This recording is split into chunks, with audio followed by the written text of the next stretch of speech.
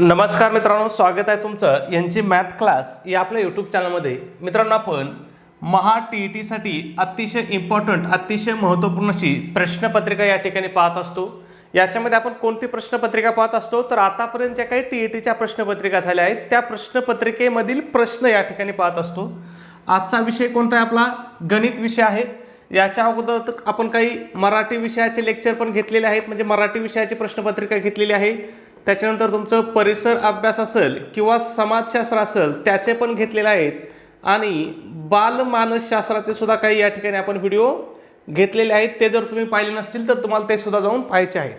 मग आजचं आपलं गणितामधलं कोणतं प्रकरण आहे तर अतिशय महत्त्वाचं असं प्रकरण आहे वयवारी. ठीक आहे, वयवारी या प्रकरणावरती आपल्याला 100% प्रत्येक परीक्षेमध्ये, म्हणजे तुमचा पेपर 1 असो किंवा पेपर 2 असो, दोन्ही पेपरमध्ये आपल्याला 1 ते 2 प्रश्न किंवा 2 प्रश्न आपल्याला हमखास या ठिकाणी विचारले जातात. ठीक आहे, मग जास्त वेळ घेणार नाही. आजचा आपला पहिला प्रश्न बघूया. 2 भावांच्या वयाची बेरीज 40 वर्ष आहे, त्यांच्या वयातील फरक 2 वर्ष आहे, तर मोठ्या भावाचे 5 वर्षापूर्वीचे वय किती? कधी प्रश्न विचारला होता? महा टी-ई-टीला आपल्या 2024ला हा प्रश्न या ठिकाणी आपल्याला विचारलेला होता. ठीक आहे, आता पहा, एवढा सोपा आणि एवढा किरकोळ प्रश्न आहे ना की तुम्ही हा सहज चुटकीसरशी सोडवू शकता. तुम्हाला एक्स घ्यायचा नाही, वाय घ्यायचा नाही, काही घ्यायचं नाही. तुम्हाला फक्त एक सोपी मेथड सांगतो. ज्यावेळेस तुम्हाला असा प्रश्न विचारला जाईल त्यावेळेस आपल्याला सगळ्यात काय करायचंय, आधी बघायचंय वय कोणाचं विचारलंय. आता इथं कोणाचं विचारलंय बघा, मोठ्या भावाचं विचारलंय. कोणाचं विचारलंय? मोठ्या भावाचं विचारलंय. ठीक आहे, बेरीज किती दिली आपल्याला? दोघांच्या वयाची बेरीज 40 वर्ष दिली. वयामधला फरक किती दिलाय? 2 वर्ष दिलाय. ठीक आहे, मग तुम्हाला फक्त काय करायचंय, बेरीज घ्यायची. किती आहे बेरीज? 40 आहे. दोघांच्या वयाचा फरक किती आहे? 2 आहे. ठीक आहे, छेदामध्ये काय करायचंय बघा, 2 घ्यायचंय. आता बघा, इथं मध्ये जागा सोडली म्हणजे इथं एक आपल्याला चिन्ह द्यायचंय. पण ते चिन्ह कोणतं द्यायचं बघा, जर मोठ्या भावाचं विचारलं असेल, म्हणजे मोठ्या व्यक्तीचं विचारलं असेल तर अधिकचं द्यायचं, आणि जर लहानचं विचारलं काढायचं असेल आपल्याला तर कोणतं चिन्ह द्यायचं? वजाचं द्यायचं. ठीक आहे, एवढा फरक लक्षात ठेवा फक्त. मग आता इथं मोठ्याचं विचारलं म्हणून आपल्याला काय करावं लागेल? अधिकचं द्यायचं. मग 40 आणि 2 किती होतील? 42. 42/2 बरोबर किती? 21. आता थांबा, हे काय झालं? ही 21 वय आलं. कधीच आलं? हे आजचं वय आलं. कधी? आजचं वय आलं. आपल्याला काय विचारलंय? 5 वर्षापूर्वीचं. मग आपल्याला 21 मधून काय करावं लागेल? 5 वजा करावं लागतील. मग त्याचं 5 वर्षापूर्वीचं वय किती असेल? 16 वर्ष असेल. कुठे ऑप्शन? 16. बघा या ठिकाणी पहिलंच ऑप्शन आहे 16. म्हणजे फक्त तुम्हाला काय करायचंय, काय विचारलंय एकदा ते व्यवस्थित बघायचं. एक तर कोणाचं विचारलंय, म्हणजे लहानाचं विचारलंय की मोठ्याचं विचारलंय हे बघायचं. त्याच्यानंतर लहानाचं विचारलंय की मोठ्याचं, आणि वय कोणतं विचारलंय, आजचं विचारलंय, अगोदरचं विचारलंय किंवा नंतरचं विचारलंय. ठीक आहे, एवढंच लक्षात ठेवायचं. प्रश्न तुमचा 100% काय होणार? बरोबरच येणार. आणि या प्रश्नाचं उत्तर काढायला आपल्याला किती वेळ लागेल? 5 सेकंद लय झाले. काय? 5 सेकंद लय झाले. बघा काय करायचं आपल्याला, बेरीज घ्यायची, मोठ्याचं विचारलं म्हणून अधिकचं चिन्ह घ्यायचं, फरक घ्यायचं आणि छेदामध्ये 2 घ्यायचे. एवढंच करायचंय. आणि 5 वर्षापूर्वीचं विचारलं म्हणून त्याच्यानंतर आलेल्या तिथून 5 आपल्याला वजा करायचे. त्याच्यामध्ये काही रॉकेट सायन्स नाही, काही नाही, काही नाही. ठीक आहे, अजून प्रश्न पाहू याच पद्धतीचा एक. ठीक आहे, ज्याला पहिल्यातून समजलं नसेल त्याला दुसऱ्यामधून समजेल. बघा, अ आणि ब यांच्या आजच्या वयातील फरक 10 वर्ष आहे. त्यांच्या वयाची बेरीज 50 वर्ष असल्यास ब चे जो लहान आहे आजचे वय किती? आता कोणाचं वय विचारलंय? ब चं वय विचारलंय, पण ब कसा आहे? लहान आहे. आणि वय कधीच विचारलंय? तर आजचंच विचारलंय. ठीक आहे, मग बघा यांच्या आजच्या वयातला फरक किती आहे? 10 आहे. त्यांच्या वयाची बेरीज किती आहे? 50 आहे. मग तुम्हाला काय सांगितलं होतं मी? वयाची बेरीज घ्यायची. किती आहे बेरीज? 50 आहे. वय कोणाचं विचारलंय? लहान व्यक्तीचं विचारलंय, म्हटलं आपल्याला काय करावं लागेल? वजा. वयातला फरक किती आहे? 10. छेदामध्ये किती घ्यायचे? 2. मग हेच काय होईल? 50 वजा 10 किती होईल? 40. छेदामध्ये 2 बरोबर काय होईल? इथं जर भाग दिला तर किती राहील? 20 राहील. कुठे ऑप्शन 20 पहा बरं. बघा या ठिकाणी सुद्धा आपल्याला पहिलंच ऑप्शन पर्याय क्रमांक 20 दिलेला आहे. आणि लक्षात येत आहे 5 सेकंद लय झाले की नाही उत्तर काढायला, आणि परीक्षेमध्ये विचारलेले प्रश्न आहेत. बरं, आता हाच प्रश्न आपल्याला फिरून त्यांनी जर विचारला असता, काय विचारलं असतं? ब ऐवजी काय विचारलं असतं, अचं वय किती आणि अ कसा आहे, मोठा आहे. मग अचं वय काढण्यासाठी आपल्याला काय करावं लागलं असतं, याच गणितामध्ये फक्त इथं प्लसचं चिन्ह द्यावं लागलं असतं. मग 50 अधिक 10 बरोबर किती झाले असते, 60. छेदामध्ये किती, 2 बरोबर किती, 30. मग अचं वय किती आहे, 30 आहे. बचं वय किती आहे, 20 आहे. बघा बरं, दोघांच्या वयाची बेरीज किती, 50 वर्ष आहे का, 30 आणि 20 50. दोघांच्या वयामधला फरक 10 वर्ष आहे का, आहे. म्हणजे लक्षात येतंय, तेच गणित तुम्हाला कितीही वेळेस फिरून विचारू द्या, कसंही बदलून विचारू द्या, जर तुमची संकल्पना क्लिअर असेल, तुम्हाला जर ट्रिक्स माहीत असेल ना, तर तुम्ही चुटकीसरशी उत्तर काढता. तुम्ही ते एक्सच्या आणि वायच्या भानगडीत पडू नका. ठीक आहे, खूप सोपी मेथड आहे. फक्त एवढं काय करायचंय, एवढं लक्षात ठेवा, प्लस कधी करायचंय आणि मायनस कधी करायचं, एवढ्या 2 गोष्टी लक्षात ठेवायच्या तुम्हाला. मोठ्याचं वय असेल काढायचं असेल तर आपल्याला प्लस घ्यायचंय, लहानाचं काढायचं असेल तर आपल्याला मायनस करायचं. म्हणजे मोठ्याचं काढायचं असेल तर बेरीज करायची, लहानाचं काढायचं असेल तर वजबाकी करायची. फक्त एवढं डोक्यात ठेवा, बाकी काही डोक्यात ठेवू नका. ठीक आहे, पुढचा प्रश्न बघूया. त्याच्या अगोदर एक छोटीशी पण अतिशय महत्त्वपूर्ण अशी सूचना मित्रांनो, आपण महा टीईटीसाठी अतिशय इम्पॉर्टंट, अतिशय महत्त्वपूर्ण अशी टेस्ट सिरीज या ठिकाणी आपण सुरू केलेली आहे. मग आपल्या टेस्ट सिरीजचं वैशिष्ट्य की ही तुमच्या संपूर्ण अभ्यासक्रमावर आधारित अशी टेस्ट सिरीज असणार आहे. मग या टेस्ट सिरीजमध्ये तुम्हाला काय काय भेटेल बघा, तर तुम्हाला एकूण 10 टेस्ट पेपर भेटतील. त्याचबरोबर आतापर्यंत झालेल्या टीईटीच्या सर्व प्रश्नपत्रिका तुम्हाला या ठिकाणी भेटतील. त्यासुद्धा कशा भेटतील, तर उत्तर सूची सहित, म्हणजे आन्सर की सहित. तुम्हाला याला त्याला उत्तरं विचारायची गरज नाही, तुम्हाला त्यामध्ये त्यांची उत्तर सूची सुद्धा दिलेली असेल. त्याचबरोबर फ्रीमध्ये अतिशय IMP अशा नोट्स सुद्धा आपण देतो.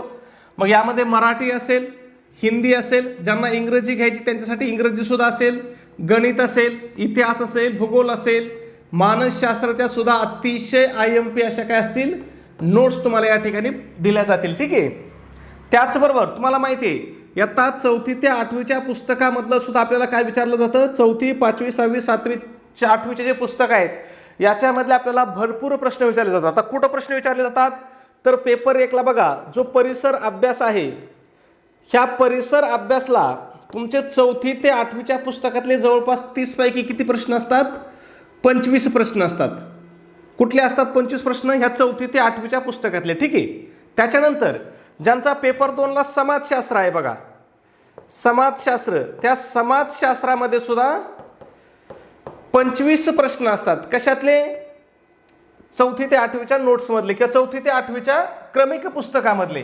मग त्यामध्ये इतिहास, भूगोल आणि राज्यशास्त्र असते. ठीक आहे, आणि परिसर अभ्यासमध्ये काय असतं, इतिहास, भूगोल, राज्यशास्त्र आणि विज्ञान असते. ठीक आहे, त्याच्यानंतर ज्यांचा गणित विज्ञान आहे त्यांच्या सुद्धा विज्ञानमध्ये 30 पैकी जवळपास 25 प्रश्न काय असतात, हे 4थी ते 8वीच्या पुस्तकामधले असतात. म्हणजे तुम्ही 4थी ते 8वीचे पुस्तकं जरी व्यवस्थित केले तरी तुम्ही 20-25 मार्क तर काय हमखास पाडू शकता. ठीक आहे, मग ते सुद्धा तुम्हाला आपण या ठिकाणी अतिशय नोट्सच्या स्वरूपामध्ये तुम्हाला ते या ठिकाणी प्रोव्हाइड करत आहोत. ठीक आहे, मग जर तुम्ही एवढा अभ्यास केला तरी तुम्ही परीक्षेमध्ये सहज 100 पेक्षा जास्त मार्क या ठिकाणी काय सहज परीक्षेमध्ये घेऊ शकता. म्हणजे पहिल्याच प्रयत्नामध्ये चांगल्या मार्काने तुम्ही काय होणार, परीक्षा या ठिकाणी पास होणार. ठीक आहे, मग या सगळ्यांची किंमत किती आहे, तर फक्त 200 रुपये किंमत आहे. त्याच्यामध्ये सुद्धा विद्यार्थ्याच्या मागणीस तो आपली ऑफर चालू आहे. जर तुम्ही ऑफरनुसार जर आज आपली टेस्ट सिरीज घेतली तर ही तुम्हाला फक्त आणि फक्त काय होईल, 139 रुपयाला तुम्हाला ही टेस्ट सिरीज पडेल. मग हे 139 रुपये तुम्हाला कुठं पे करायचे, तर तुमच्याकडे गुगल पे असेल, फोनपे असेल, त्या ठिकाणी आपला नंबर आहे बघा, 96 89 14 16 30. पुन्हा एकदा सांगतो, 96 89 14 16 30 हा आपला गुगल पे फोनपेचा नंबर आहे. या नंबरवरती तुम्ही 139 रुपये पाठवू शकता. किंवा ज्यांना नंबरवरती पैसे पाठवायला अडचण येत आहे, तुम्ही जर मला व्हॉट्सअपला मेसेज केला तर तुम्हाला त्या ठिकाणी स्कॅनर सुद्धा पाठवलं जाईल. स्कॅनरवरती पैसे पाठवणं काय असतंय, सोपं असतंय, सुरक्षित असतं. म्हणजे नजर चुकी नाही, दुसऱ्याला पैसे जाण्याचा धोका त्या ठिकाणी राहत नाही. ठीक आहे, मग जर तुम्ही व्हॉट्सअपला मेसेज केला तर तुम्हाला स्कॅनर सुद्धा पाठवलं जाईल. तुम्ही 139 रुपये जे पाठवले त्याचा एक तुम्हाला काय करायचं आहे, एक स्क्रीनशॉट काढायचा आहे आणि तो स्क्रीनशॉट मला व्हॉट्सअपला टाकायचा आहे. व्हॉट्सअपला कोणता नंबर आहे आपला, तर हाच आपला व्हॉट्सअप नंबर आहे, 96 89 14 16 30.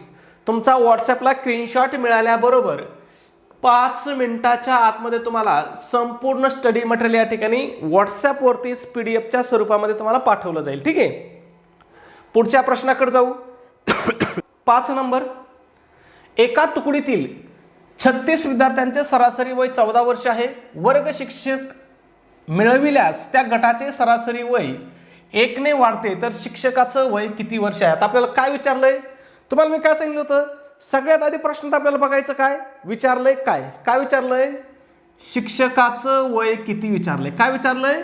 शिक्षकाचं वय किती वर्ष आहे असं आपल्याला विचारलंय. ठीक आहे, मग तुम्हाला सांगतो, आपल्याला शिक्षकाचं वय काढायचं. आपल्याला त्यांनी दिलंय काय?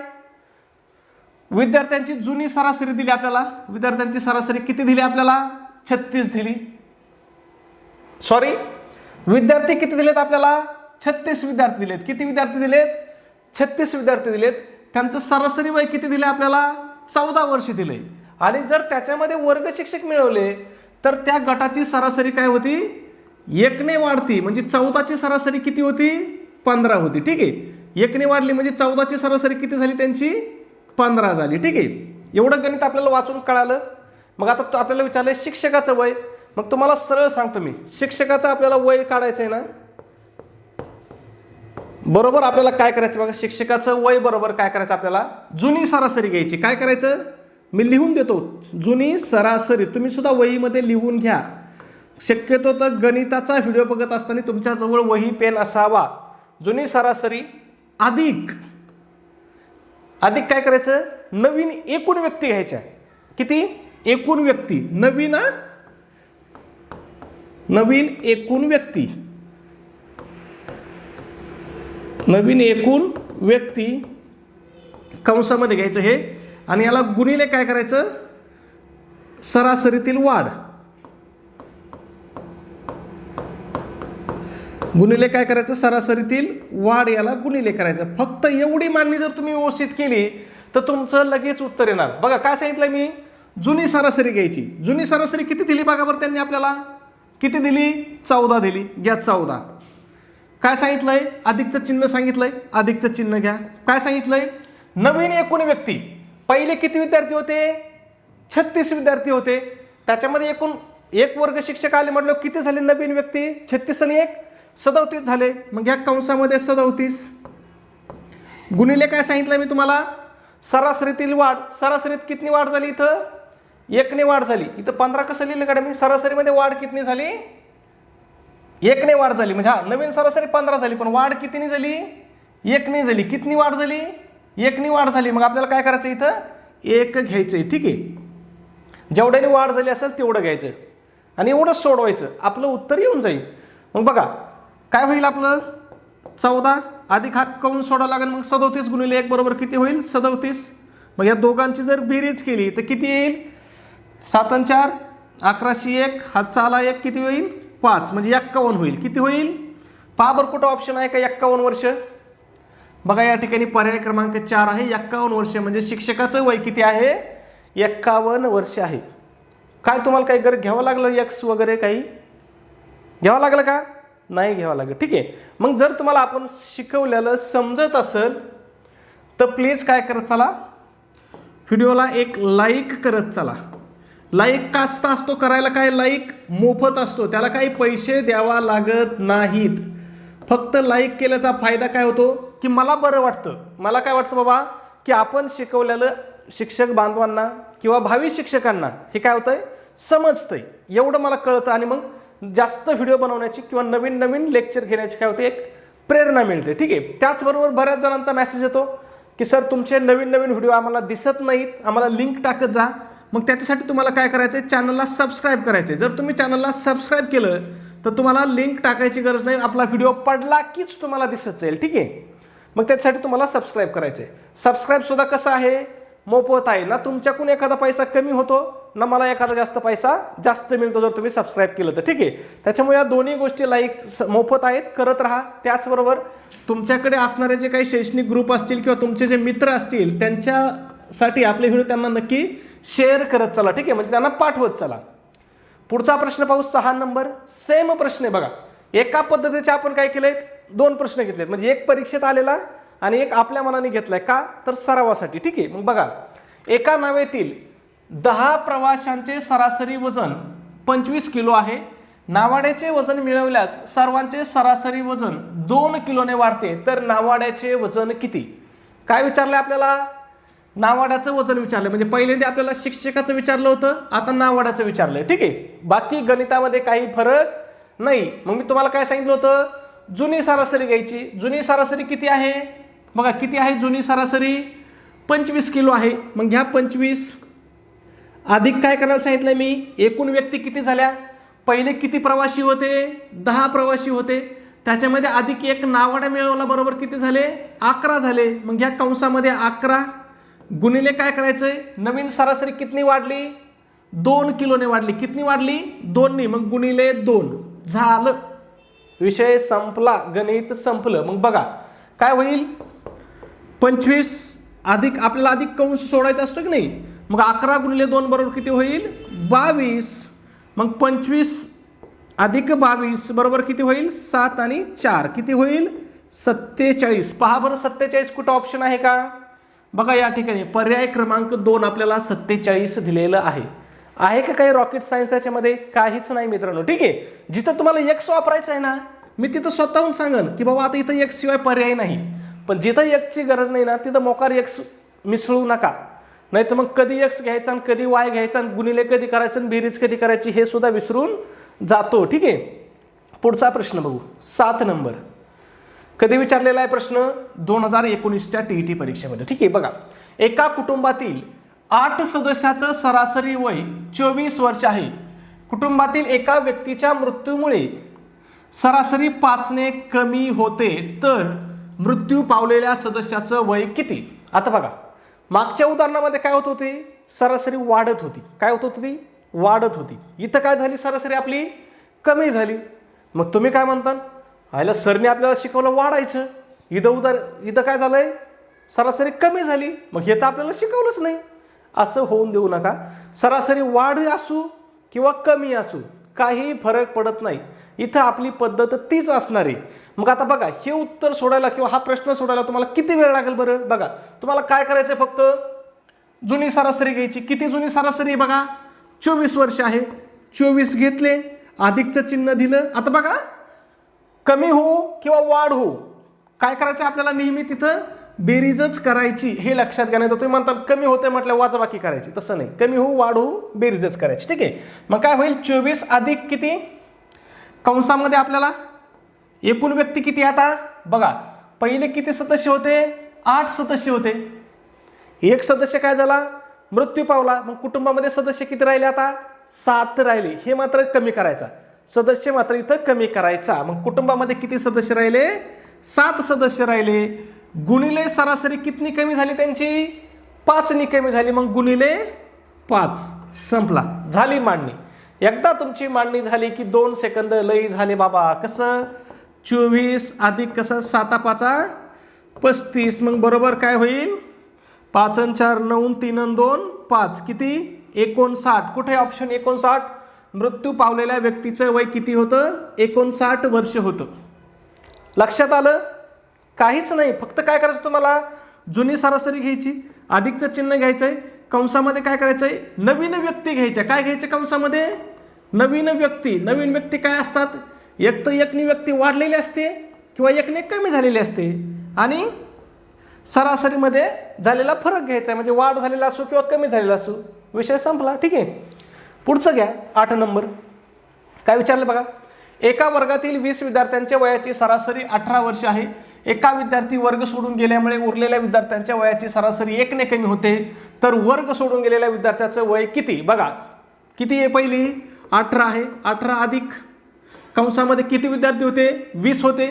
1 सोडून गेला, किती झाले? 19. गुणिले सरासरी कितने कमी झाली? कितनी कमी झाली? 1 ने कमी झाली. मग गुणिले 1. मग काय होईल? 18 अधिक 19 गुणिले 1 बरोबर किती? 19. मग काय होईल? 18 आणि 18 36 आणि 1 किती होईल? 37. बघा बरं 37 कुठं आहे का? बघा पहिलाच ऑप्शन आपल्याला 37 दिलेला आहे. किती वेळ लागला? 5 सेकंद लई झाले. ठीक आहे, पुढचा प्रश्न बघा. प्रश्न क्रमांक 9. अजय व अतुल यांच्या आजच्या वयाचे गुणोत्तर 5:6 आहे. 20 वर्षानंतर त्यांच्या वयाचे गुणोत्तर 9:10 असेल, तर अजय व अतुल यांच्या आजच्या वयातील फरक किती असेल? या प्रश्न कधी विचारला होता? 2025ला. आता याच्यामध्ये मात्र तुम्हाला एक्स घ्यावाच लागेल. एक्स काय करावं लागेल? घ्यावाच लागेल. गणित खूप सोपं आहे, तुम्ही फक्त समजून घ्या. बघा अजय आणि अतुल आहेत. कोण आहेत? अजय आणि अतुल आहेत. बघा इथं घ्या 1 नंबरला अजय. कोण आहे? एक आहे अजय, दुसरा कोण आहे? अतुल आहे. ठीक आहे, काहीच करू नका. बघा अजय घेतला, अतुल घेतला. पुढं काय करायचं बघा, तुम्हाला सांगतो मी. वयाचं गुणोत्तर किती आहे त्यांच्या? आजच्या वयाचं गुणोत्तर किती आहे? 5:6 आहे. किती आहे? 5:6 आहे. म्हणजे आजचं वय किती आहे याचं? याचं घ्यायचं 5x, याचं घ्यायचं 6x. हे कधीचं वय आहे? आजचे वय. वरती लिहून ठेवतो बाबा, नाही तर परत घोळ व्हायचा. आजचे वय. मग आपल्याला काय सांगितलंय? 20 वर्षानंतर सांगितलं की नाही, त्यांच्या वयाचे गुणोत्तर काय होतंय? 9:10 होतंय. किती होतंय? 9:10. मग इथं लिहितो बाबा 20 वर्षानंतर, 20 वर्षानंतरचं वय. ठीक आहे, मग काय होईल याचं? 5x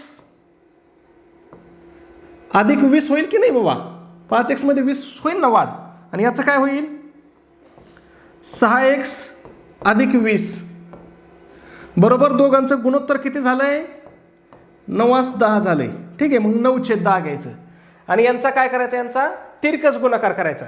मग जर यांचा तिरकस गुणाकार केला, तिरकस गुणाकार केला बघा, तिरकस गुणाकार जर केला काय होईल? 10 गुणिले 5 काय होईल? 50x अधिक काय होईल? 10 गुणिले 20 बरोबर किती होईल?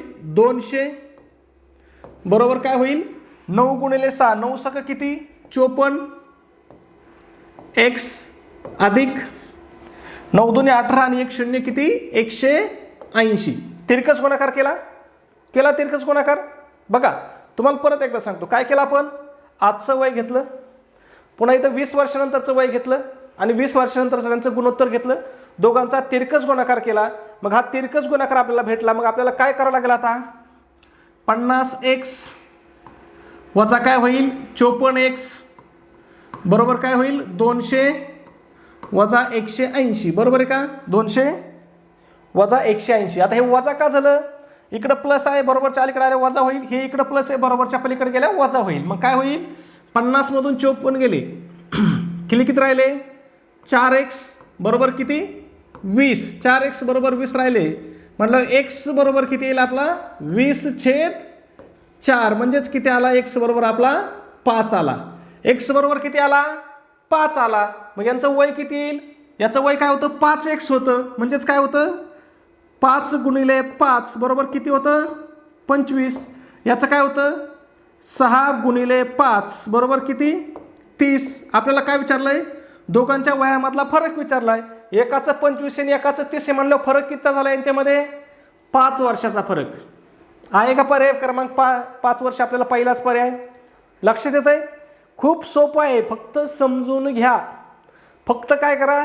समजून घ्या. खूप सोपं आहे. ठीक आहे, समजलं नाही काळजी करू नका. अजून एक उदाहरण घेतलं असंच आपण. ठीक आहे, आणि लक्षात घ्या हा प्रश्न आता 25ला विचारलेला आहे, म्हणजे 3 महिन्यापूर्वी विचारलेला प्रश्न आहे. ठीक आहे, बघा पुढचा प्रश्न बघू आपण. प्रश्न क्रमांक 10.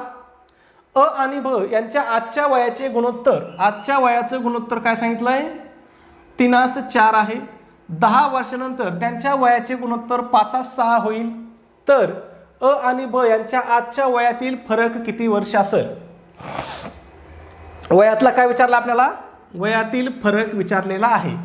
तुम्हाला काय सांगितलं होतं मी? कोण आहे? अ आहे आणि दुसरा कोण आहे? ब आहे.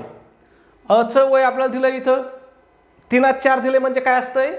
याचं वय काय घ्यायचं? 3:4 असेल म्हणजे 3x घ्यायचं आणि याचं काय घ्यायचं? 4x घ्यायचं. सोपं आहे. ठीक आहे, जसं गुणोत्तर असेल फक्त त्या गुणोत्तराच्या पुढे काय करायचा? x लावायचा. मग हे झालं यांचं आजचं वय. ठीक आहे, मग 10 वर्षानंतरचं वय काय होईल बघा? 10 वर्षानंतर काय होईल याचं? 3x अधिक काय होईल? 10 होईल. याचं काय होईल? 4x अधिक काय होईल? याचं 10 होईल. ज्याचं छेद द्यायचा आणि बरोबर काय करायचं? 10 वर्षानंतर त्यांचं होणारं गुणोत्तर किती आहे? 5:6 आहे. म्हटलं काय करायचं? 5/6 लिहायचं आणि यांचा फक्त तिरकस गुणाकार करायचा. काय करायचा? यांचा फक्त तिरकस गुणाकार करायचा. हे जर तुम्ही समजून घेतलं, तुम्ही जर सराव केला ना, तर हे खूप सोपं आहे मित्रांनो. मग तिरकस गुणाकार काय होईल, या 6ने इकडं गुणायचं, 6 त्रिक किती होईल 18, एक्स जशाच तसे, अधिक काय होईल 6 10 किती होईल 60, बरोबर काय होईल 5ने 4ला गुणलं, 4 पंचे किती 20 एक्स, अधिक 5 10 50. मग आता काय होईल इथं आपल्याला, हे 20x बरोबरच्या अलीकडे घ्यावं लागतील, इथं प्लस येत म्हटलं हे काय होतील वजा होतील, आणि हे 60 इकडे न्यावं लागतील, हे 60 इथं प्लस येत म्हटलं तिकडे काय होतील वजा होतील. मग आपलं गणित काय होईल 18x वजा 20x बरोबर 50 वजा 60. हे आपलं गणित होईल 50 वजा 60. ठीक आहे, इथं शून्य डोक्यावर लिहितो. मग काय होईल 18तून 20 गेले किती 2x बरोबर काय होईल 60 मधून 50 गेले किती 10. मग x बरोबर किती होईल आपला 10/5. मग काय होईल 5 1 5 5 दुने 10. लक्षात आलं, x बरोबर किती आला आपला 2 आला. ठीक आहे, सॉरी x बरोबर काय होईल 10 अधिक 5 होईल. ठीक आहे,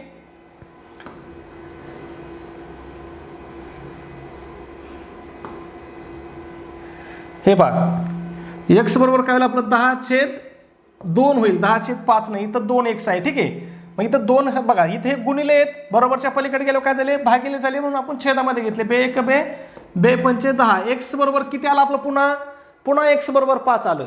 मग याचं वय किती होतं 3x होतं, म्हणजे काय होतं 3 गुणिले 5 बरोबर किती 15. हे झालं अच. बच किती आहे 4x, म्हणजे 4 गुणिले 5 बरोबर किती आहे 20 आहे. मग दोघांच्या वयामध्ये फरक किती आहे, इथं 15 आहे, इथं 20 आहे. कितीचा फरक आहे पुन्हा 5 वर्षाचाच फरक आहे. कुठे पर्याय 5 वर्ष, बघा पर्याय क्रमांक 1 आपल्याला 5 वर्ष दिलेलं आहे. लक्षात येतं मित्रांनो, खूप सोपं आहे, फक्त तुम्ही समजून घ्या. ठीक आहे, समजून घेतलं तर तुमचं उत्तर कधीच चुकणार नाही. आणि तुम्हाला याच्यात जास्तीत जास्त काय करायचं, तुम्हाला सराव करायचा आहे. जास्तीत जास्त तुम्हाला जेवढ्या प्रश्नपत्रिका भेटतील ना त्या सगळ्या सोडा. सराव प्रश्नपत्रिका असतील, सगळ्यात जास्त महत्त्वाचं तर म्हणजे PYQ सोडा, म्हणजे प्रिव्हियस इयर क्वेश्चन पेपर, म्हणजे अगोदर वर्षी झालेले प्रश्न, आतापर्यंत झालेले प्रश्न, हे जेवढे तुम्हाला जास्त सोडवता येतील ना तेवढे जास्त सोडवा. ठीक आहे, ज्याच्या काय होईल तुम्हाला परीक्षेमध्ये 100% फायदा होईल. पुढचा प्रश्न आपला शेवटचा 11 नंबर काय विचारलंय, 2 लिटर पेट्रोलमध्ये एक मोटरसायकल 130 किमी अंतर जाते, तर 455 किमी अंतर जाण्यासाठी किती लिटर पेट्रोल लागेल. 2024चा प्रश्न. उत्तर काय करायचं कमेंटमध्ये सांगायचं आहे. सबस्क्राईब केलं नसेल तर सबस्क्राईब करून घ्या. व्हिडिओ आवडला असेल तर प्लीज एक लाईक करा, आणि व्हिडिओ कसा वाटतो हे सुद्धा कमेंटमध्ये नक्की सांगत चला. धन्यवाद.